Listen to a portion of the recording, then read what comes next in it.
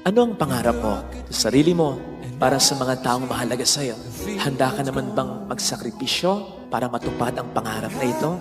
May mga tao kasi na hanggang pangarap lang. Sabi nga nila, libre ang mangarap, walang bayad. Yun tayo eh. Kaya nangangarap halos lahat. Pero pag kinakailangan na maghirap, ayawan na. Ang nakikita mo lang, yung maganda ng estado ng taong hinahangaan o baka nga kinaiingitan mo pa. Kasi successful na siya, fulfilled na siya.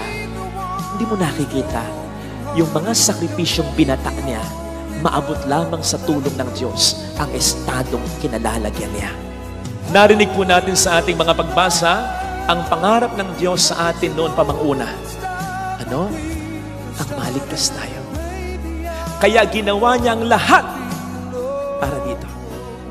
Nandiyan tayo'y nilikha niya, nandiyan tayo'y tinubos niya ng sariling buhay pa niya, ng pagkakatawang tao niya. Nakita niyo na kapag ang Diyos ang nangarap, hindi lang dahil makapangyarihan siya at kaya niyang gawin ang lahat, talagang tinatrabaho niya, pinagsisikapan niya para matupad niya.